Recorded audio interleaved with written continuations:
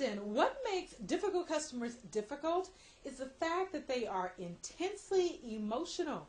They are upset, angry, irate, or ballistic. It is impossible to address the real issues the customer has experienced until we first address the emotion of anger.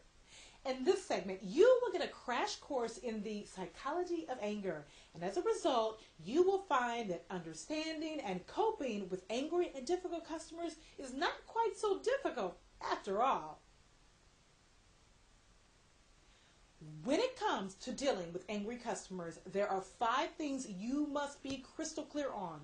These 5 critical ideas make up what I call the psychology of anger. All right. Here we go. The first thing you must know is anger precludes rationality. Angry customers simply cannot rationalize. This is because they are so wrapped up in the emotion of anger that everything you say is filtered through their emotions. Anger is an emotion, and emotions are experienced in the right side of the brain. Rationalizing, problem solving, listening, and negotiating are all left brain activities, and your angry customer is stuck in the right side of the brain and therefore cannot be expected to rationalize with you. Secondly, and this one is extremely important, anger must be acknowledged. It is not productive for you to ignore anger or tiptoe around it. There's something known as the communication chain.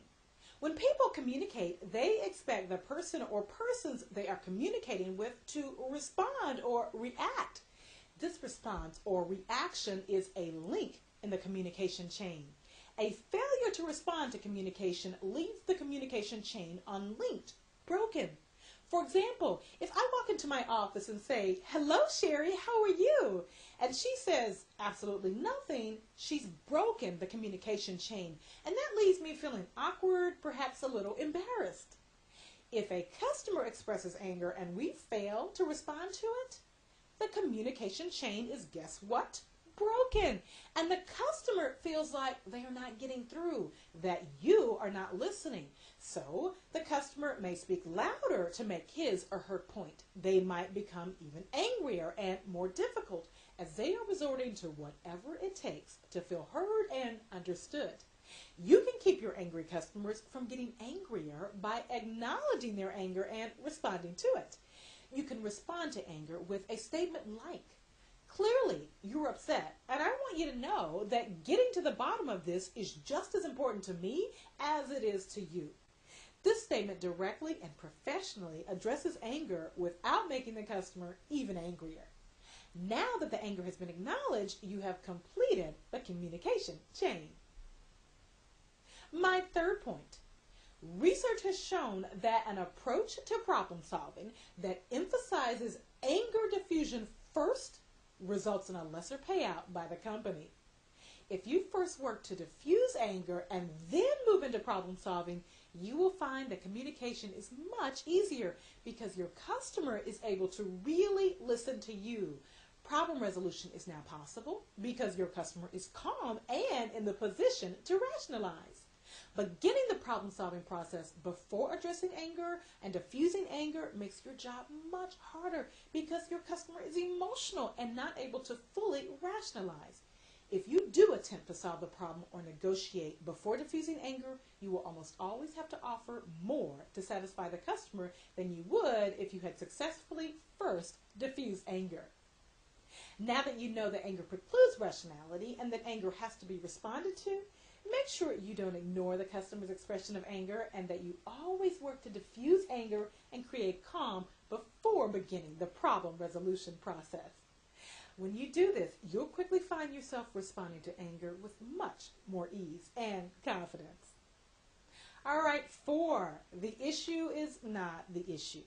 In conflict situations, the issue at hand is not usually the real issue. The way the issue is handled becomes the real issue. What really matters to customers is not the $2 overcharge or the fact that their order for cranberry red paint is actually holly berry red. What does matter is how the company responds and resolves the issue. That becomes the real issue. Ventilation is crucial. An angry customer can be compared to an erupting volcano. When a volcano is erupting, there is nothing you can do about it. You can't speed up the eruption, you can't put a lid on it, and you can't direct or even redirect it. It must erupt.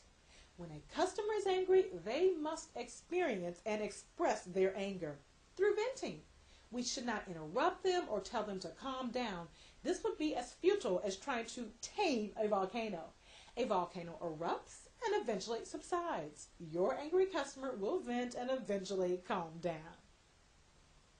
When you're dealing with angry customers, make sure you acknowledge their anger, allow the customer to vent, and carefully handle the issue with diplomacy and tact. When you do, you'll find that diffusing anger is much easier and you'll significantly reduce your stress level.